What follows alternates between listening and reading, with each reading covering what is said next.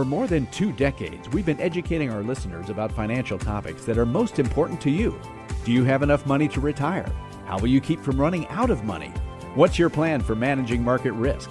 What about taxes, inflation, and healthcare? Each week, we talk with an advisor at Lucia Capital Group about these issues and more. This is Managing Your Financial Future. Let's manage your financial future. That's what we do here. I'm Johnny Dean, your podcast host. Welcome back. And Professor Rick Plum, a CFP, Certified Financial Planner Professional. Hi. Good morning, afternoon, evening. Wherever you happen to be, this is another season. We've been off for a couple of weeks in between seasons. We do 12 episodes a season or so. And we do them very well, and then we move on. And that's what we did for 2 weeks. I hope you enjoyed the, I don't say reruns, but they're repeats and some great topics. I should also thank, you weren't on the last one, I don't believe. The last one. No, that was the last one. Ronnie Sanchez joined us. And it was fun talking to him. He had a perspective on 401ks, and I hope you guys everybody listening, was able to follow that and get your 401ks in order. So my thanks to him. And my thanks to you again, Rick, for coming back. I'm here. For yet another season. I don't even know what number this is, but we're here. Managing your financial future. We got a whole bunch of other topics here lined up for the next several weeks. So make sure, I should say this at the top of the broadcast, make sure that you subscribe to this. You can do so at Apple Podcasts, if I said that correctly. Apple Podcasts. Don't ask me. You know, they have these directives. Wait a minute here. Look at that. I was right. Apple Podcasts and Spotify. Well, because it was iTunes, and I guess iTunes is no more or something. And so Apple Podcasts. Don't look to me for an answer on that. Well, we've got answers about other stuff. So we're better at that. So subscribe and listen and download the podcast every single week. You don't want to miss a single episode. Now, this week is a follow-up to something that we did, I think a month or so ago. Okay. Is when this came out. We had a topic that talked about what are the best and worst assets to inherit. And we kind of went down the, so let's say you got, CDs and cash. You got bonds, you got a personal account, you got 401ks, you got Roths, all that stuff. If somebody's leaving me money, I would like to have it. If it's going to be the same amount of money, if it, $100,000 in a traditional IRA, a Roth IRA, or personal money, give it to me in the Roth.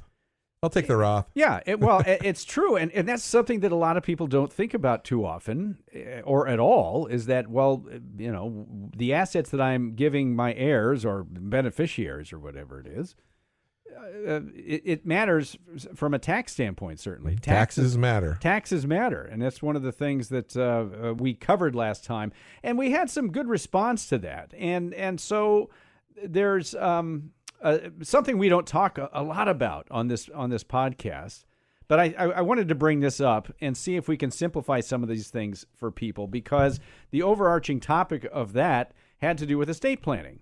Which, by the way, I should mention that we've got something for you to download on this estate planning topic. I'm going to tell you more about that here at the end of the episode, so make sure you stick around for details on that. But the topic of that episode was estate planning. And I think I may have said during that podcast that your estate planning attorney, let's say, your trust attorney, whoever puts your living trust and your estate plan together. Or your will, whatever it is generally not the one to come to. They may understand how taxes work and how inheritances work, but their job is to do what you say. And if you tell them, well, I want my 401k to go to my kids and I want my personal money to go to this charity, they probably won't advise you that and say, yeah, from a tax standpoint, that's not as good. They may, but I don't know that I want my tax attorney, my trust or estate planning attorney to do that. That's more of a financial planner's realm. Would you agree? Well, to bring up the whole idea of taxation and the what happens to the assets when they get passed from one generation to the next or from one person to another person, how it happens, and sometimes the ease and efficiency of how it moves from point A to point B, that can be maybe both parties, both disciplines, both the estate planning and the financial planning have a little bit of a say in that area, so that makes sure that it goes as efficiently as possible. Well, the idea here is that there is overlap between financial planning and estate planning because estate planning is a big part of a financial plan. Well, the strategy is a huge part of the financial plan. Obviously, a financial planner, unless they have gone to law school, they are not attorneys and they can't give legal advice. And which we can't do either. Yeah, I'm not an attorney. We but don't we do can that. discuss how things work, and you can get some education as to how you want it to work. Yeah, and that's kind of how this will be. Now, the way I look at it, and I think you would agree, a person has, during their life, they have two phases of financial. You have one that where you're accumulating the wealth, right? And at some point, you're going to turn around and start distributing that wealth to yourself, right? Yeah, you're trying to build the nest egg, and then you're trying to live on the nest egg. Exactly. Now, if you've done your job well, hopefully there's a nest egg left over. There will be a third portion that's not part of your life, but it is in a way. It is the not distribution phase to you, it's the distribution phase. Right, it's the final distribution. To your heirs and whoever your beneficiaries are and whoever you want it to go to. These are all intertwined. And I want to talk about... Well, they are intertwined to the extent that you care. I mean, if you really don't care who gets your assets after you're gone, if you just you don't have any, kids, you don't have any, surviving spouse, you don't have, your parents are gone, you don't have any nieces and nephews you care about giving the money to, you just don't care. And I have rarely run into somebody like that. Doesn't happen much. If you just don't care, well, then none of this matters. No, but if you have any desire, and where I've seen it happen more than other places, where maybe you don't have the closest relationship, with your nieces and nephews, but you want them to get the money more than maybe the courts or the government or anything else. Exactly. Okay, now let's see how we can make it more efficient. Yeah, absolutely. I think everybody would care to some degree, especially if they have a decent amount. So what I want to do is go over some of the basics. Now, as you said, we don't offer legal advice. We don't do that on this show because that's not... We give education. It's education. So what you wind up with when you talk about estate planning generally is you think about two things initially, which is a will and a trust. Okay, and part of that distribution phase to your heirs can be made easier if you have a will and a trust. Beneficiaries come into play, and as we talked about, tax management and controlling your assets. And we're just going to skim these because we could spend a ton of time on all of these things. Yes. And we're not here to tell you which decisions to make. We're just going to give you some information about this. I do think it's important. Do you know why? Because only according to State Planning and Wills study, surveyed 2,500 Americans, published by caring.com, that said only about 33% of people say they have a will. And of those who do not have a will, 34% say it's because they just haven't gotten around to it. So, well, now, and when they say they don't have a will, that means they didn't go out and write one themselves. But rest assured, there will be one. There is a set of rules for who gets what, and that set of rules is written by the state of your residency. So each state has its own set of rules. If you don't give them guidance through a will, then they have been very generous and they've written one for you, and it will go as the state rules say. Through the probate process. Well, a traditional will goes through probate as well. Well, it does. You're right. But yes. And people, what is probate? Probate is the basically the way I look at it in some cases. If I own a piece of property, I can sell it anytime I want. How do I sell it? I sign the appropriate documents. I, as the owner, sign it, and I can sign it away to, I can either give it to somebody, I can sell it to somebody, but I, as the owner, sign away my rights in that particular property. If I die, how does that document get signed? Because the owner is dead. It can't sign anymore. And so who has the right to sign on behalf of that owner? And so that's where you got to go to the state and say, hey, who's going to be the executor, and who has the right to get it, receive it. And so how is that property going to transfer from the person who passed away, from their name, to whoever is supposed to receive it? And that's the process of probate. And that's but you can circumvent that by putting together a will, and really a living trust can help prevent. Yeah, a will is basically a directive to the probate court that says, This is what I don't care what rules the state wrote for me. I want 33% to go to this person. I want 50% to go to this person. And I want 17% to go to that person. Even if the state says all of it should go to a different person. Yeah. This is how I want it to go. Right. And you can basically say it however you want it to go. So the will goes through probate, which means that it's public, which means that it is potentially time consuming, which means that it can be expensive to get the courts and to do everything that you want them to do or to go through it, to be able to transfer that property or that asset, whatever it is, to the person that's ultimately going to receive it. So if you just have a will, right, that's what's going to happen. Yes, and depending upon the size of the estate, what they call probate estate, meaning everything that goes through probate, it can be cumbersome or fairly simple. Mm-hmm. If you don't own any property, you don't have anything, and you have $10,000 in your bank account, it's not going to be too difficult of a process. But if you have property, and it doesn't matter if the property, let's say you have a house that's $1 million house, and you have $950,000 mortgage against it. So you only have $50,000 of equity. And you say, well, in most states, the simplified probate process is $100,000 or less. Well, that's simplified probate. I only have a $50,000. No, they look at the gross value of that property without the loans. So this is where that's going to get expensive. This is where a living trust would come in. Right. A living trust is a quasi separate entity, although from a tax entity, it doesn't exist. It's a flow through but it basically, the trust owns the asset.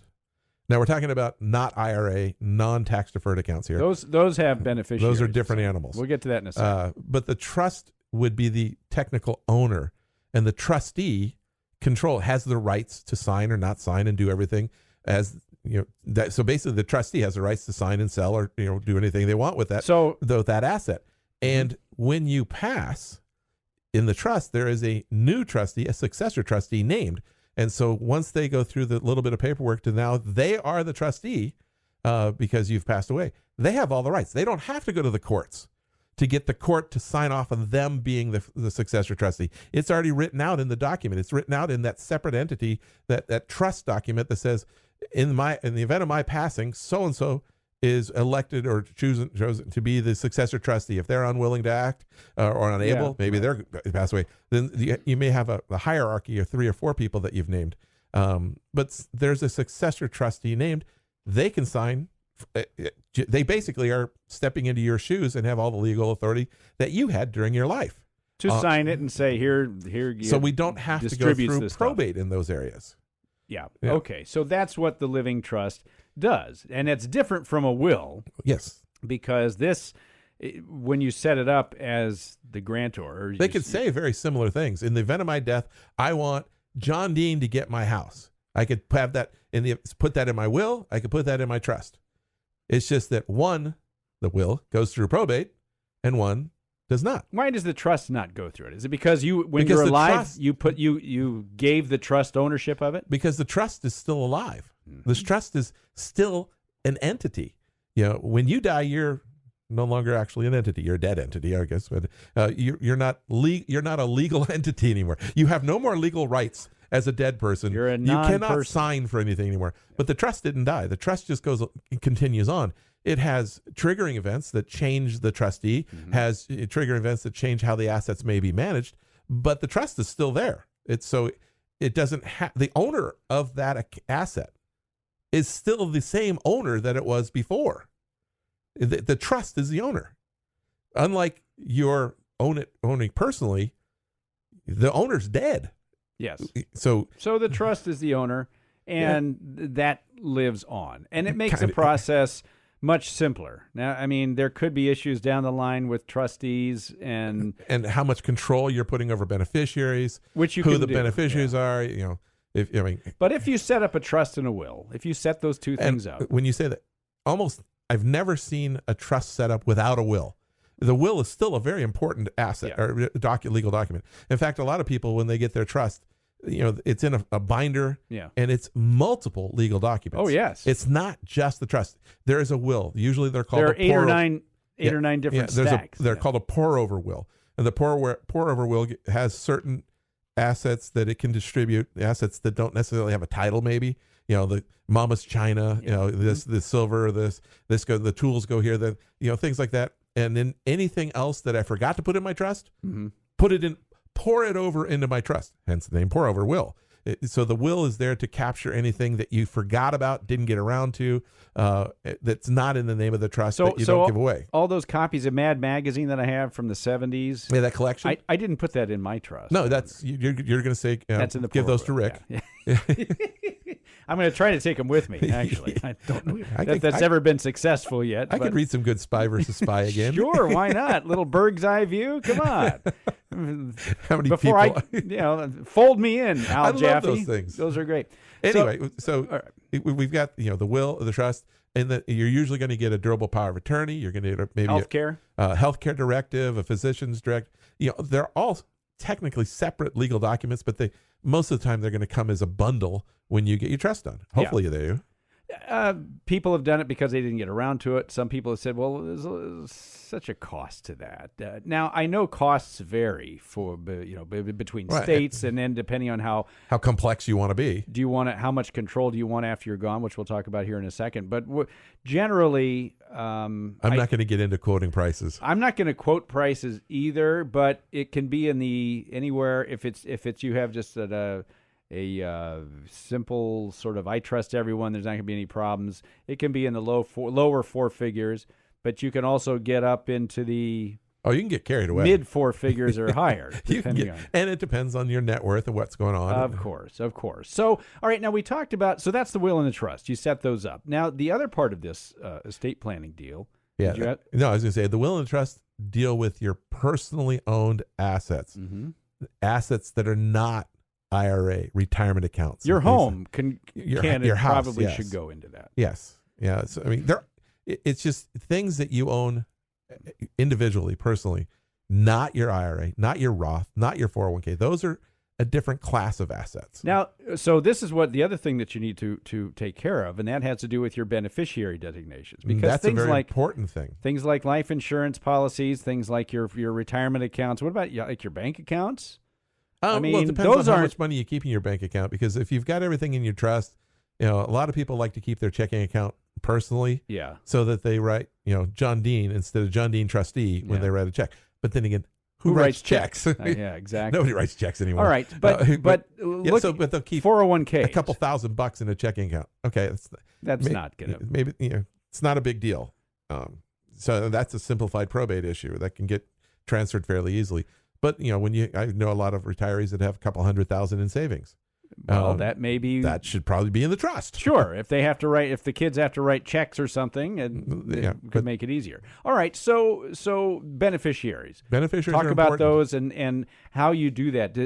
Are beneficiaries set up as soon as you open up, say, an IRA or a 401k? Typically, when you're opening a new account for an IRA or a 401k, they are asking you for your beneficiary information.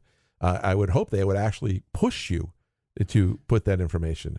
Also with an annuity, if you're opening an annuity personally or even in an IRA, they're asking for your beneficiary. And the reason for that is these assets transfer by beneficiary if possible.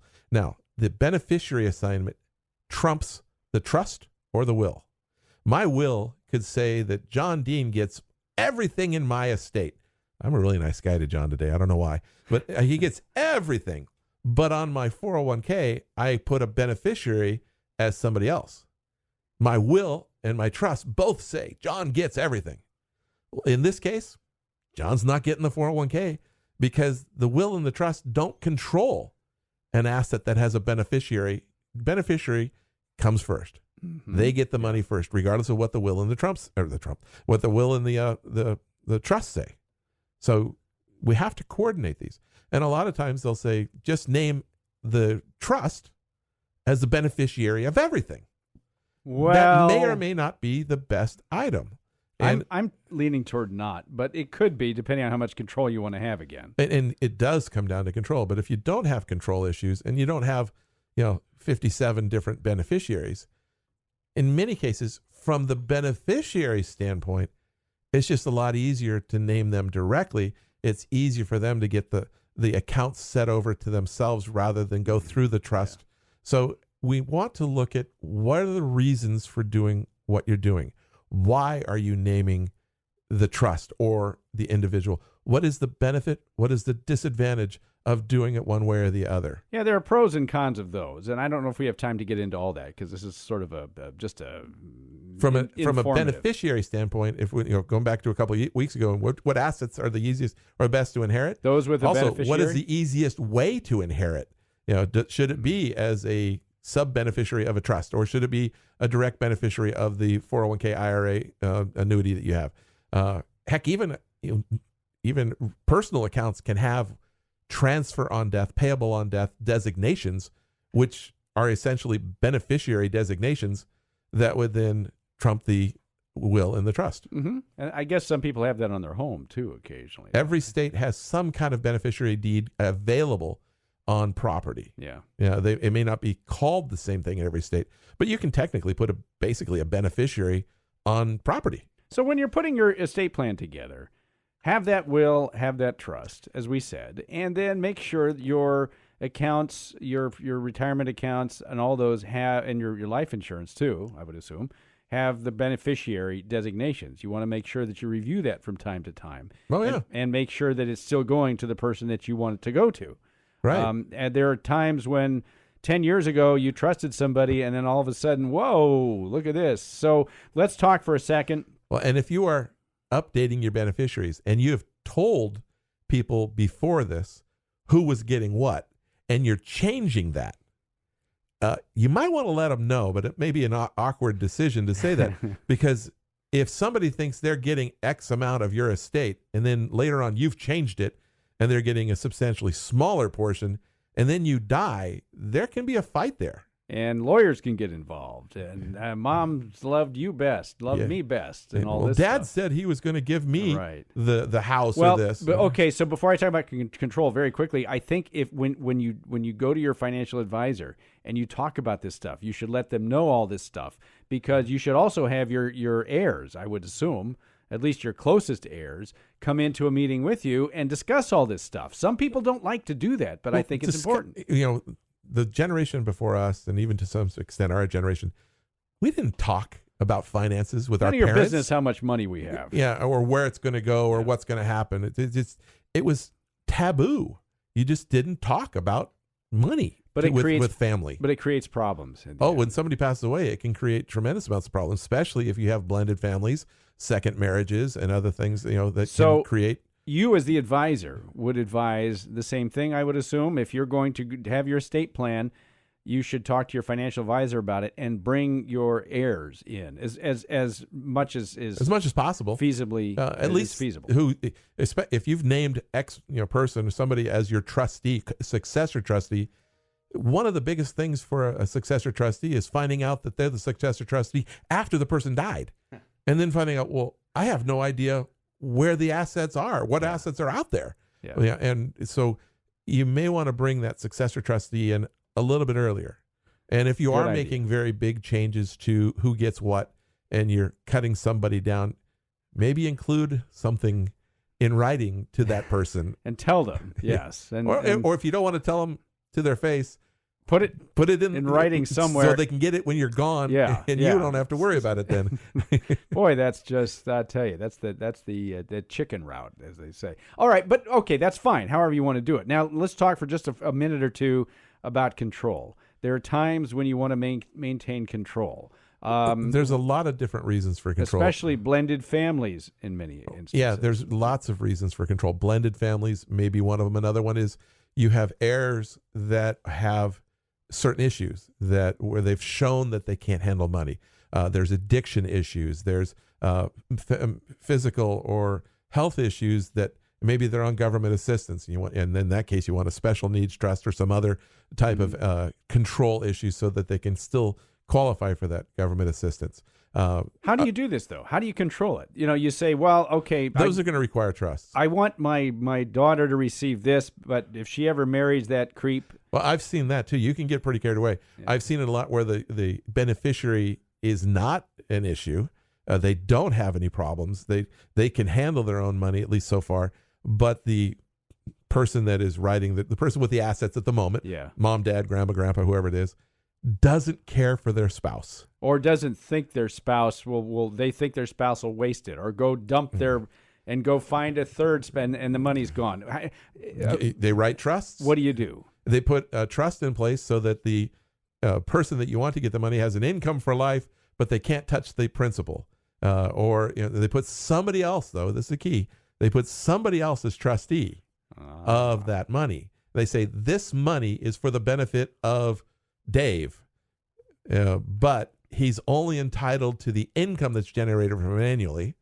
And if he needs some, there's other, agreements for health maintenance and things like that, education. There, you can dip into principal. I mean, there's ways you can write it any way you want. And when he gets to 55, he can get 25% of it. You can write it any way you want. If he hasn't married other person, if he divorces so and so, he can have 100% of it. Yeah. But then they just get divorced and get remarried. It's really. But you can write it any way you want. Now the question is, how are you going to control that?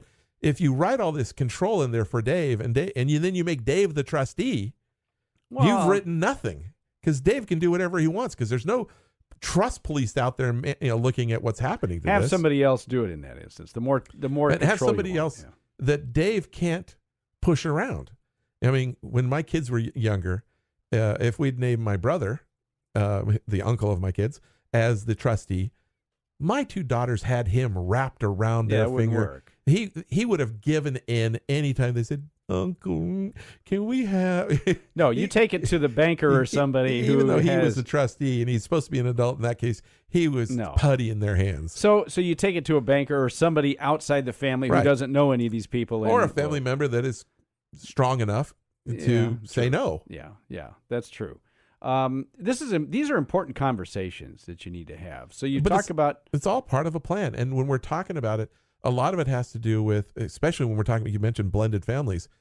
What do we do with that blended family? Second marriage, kids from a previous marriage. We want to take care of the spouse, but we also would like the kids to get some money. Do we want them to get the money right away when we die, when that individual dies, or after the surviving spouse dies? Sometimes the surviving spouse may be a little younger, maybe younger than the oldest kids, and so if you wait for the surviving spouse to pass on, those kids aren't getting anything because they're gone too, unfortunately. So how do you set those kinds of things up? You want to take care of everybody, and we want to try to do it without creating family strife. Which, I tell you what, when money's involved, even the best it's all peachy keen when everybody's alive, but then as soon as somebody passes away, and then the money comes in, and it tends to change. Not all families, but it brings the attitudes that were there to the surface. Yeah, the stuff that was floating underneath. That was not being said while Dad was alive. All of a sudden, oh, wait a minute. You mean there's $300,000 in it for me? Well, I'll tell you where that money's going. But I mean, and so there are ways, and it's just a matter of, it's one of those things where it's a discussion.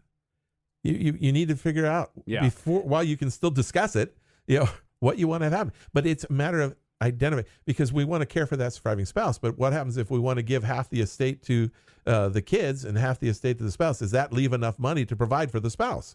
How do we provide for the surviving spouse if we also have other arrangements? How do we make sure that if I die and my spouse gets all the money, and then she gets remarried, and then she unfortunately passed away and gives everything to the other surviving spouse at that point, and my kids get nothing?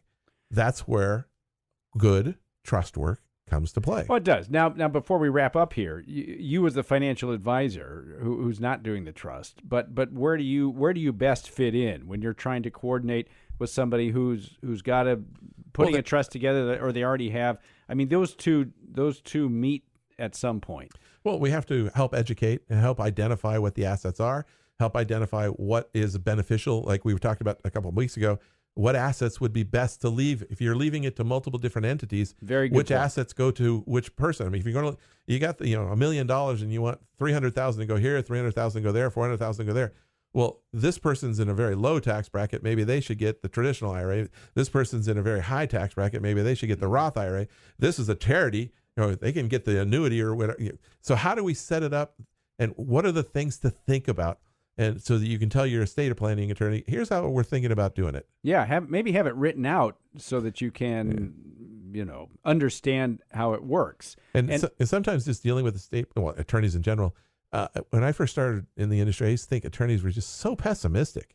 They would always bring up the worst case scenarios, what ifs. Well, and then I realized that's their job. You better be the one telling me to about protect people against the things that we don't think about. Mm-hmm.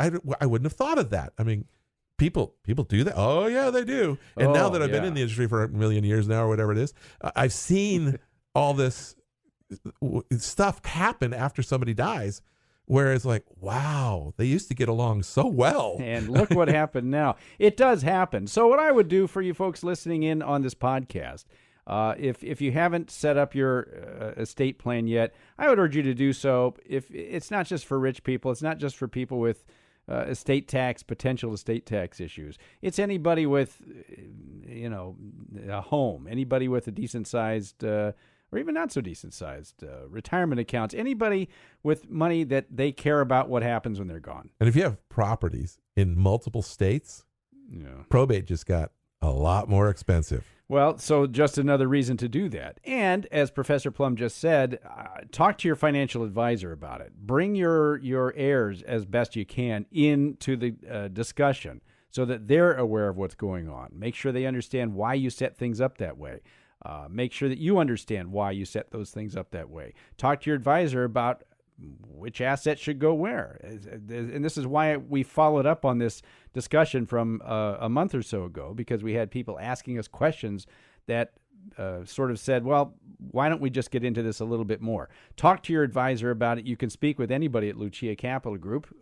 They have been advising people not on estate plans, directly, not doing estate plans, but advising them on tax management of these estates and how you may be able to best set it up. Give them a call at Lucia Capital Group, 800-644-1150. They've been our long time sponsor, 800-644-1150. Professor Rick Plum, of course, the Chief Financial Planning Officer. Did I get that title right? Sure. The head honcho. The big cheese, the head honcho, the man in charge. Yeah, that's you. At least as far as estate plan, as far as financial planning goes. 800-644-1150. You can also go to luciacap.com. And by the way, you need to go to luciacap.com. We have an entire estate planning guide. I mentioned this earlier in the show. This is something you need. You can download it for free. How do you do that? If you want the entire estate planning guide, you go to luciacap.com, luciacap.com. You click on the search bar. There's a search bar in the upper right corner, and you type in estate planning guide. It'll lead you right to it. You can download it, I think, as a PDF. It's got everything you need to know about estate planning. So again, luciacap.com, find the search bar and type in estate planning guide. We'll talk more about this too. We hadn't spoken a lot about it, but I do think from time to time it's important to remind people about this particular topic of estate planning. We got more topics coming up in the next couple of weeks. Make sure that, as I said at the beginning, you subscribe to this podcast via Apple Podcasts or Spotify, either one of those. We're on both of those. Listen to every episode because you're going to learn something. I'm not allowed to say I guarantee it because maybe you know everything, but at least you're going to be entertained and you will learn something as well from this guy and any of the Professor Plum and any of the other guests we've had on. Rick, thank you so much. It's nice to be back with you again. Well, thank you, sir. After a brief break, and we've got like 11 more episodes of this season with other advisors, including Professor Plum, and a lot more topics to come. We thank you so much for Professor Rick Plum, CFP, Certified Financial Planner Professional. I'm your podcast host, Johnny Dean. Talk to you next week. The information provided should not be considered specific tax, legal, or investment advice and is not specific to any individual's personal circumstances. Each taxpayer should seek independent advice from a tax professional based on his or her individual circumstances. Different types of investments and/or investment strategies involve varying levels of risk, and there can be no assurance that any specific investment or investment strategy will be profitable for a client's or prospective client's portfolio. Thus, investments may result in a loss of principal. The information contained herein does not constitute an offer to sell or a solicitation of an offer to buy securities. CDs are FDIC insured up to $250,000 per depositor per insured bank for each account ownership category. It's important to keep in mind that investments in fixed income products are subject to liquidity risk, interest rate risk, financial risk, inflation risk, and special tax liabilities. Interest may be subject to the alternative minimum tax. IRA withdrawals will be taxed at ordinary income rates. Withdrawals prior to age 59.5 may also be subject to a 10% penalty tax. Roth IRA distributions of principal from a Roth IRA are tax-free. However, any earnings will be taxed at ordinary income rates, and a 10% penalty tax will apply if withdrawn prior to age 59.5 or within 5 years of the date the Roth IRA was established, whichever is longer. Rick Plum and Ronnie Sanchez are registered representatives with and securities and advisory services offered through LPL Financial, a registered investment advisor and member FINRA SIPC. The investment professionals are affiliated with LPL Financial and are conducting business using the name Lucia Capital Group, a separate entity from LPL Financial.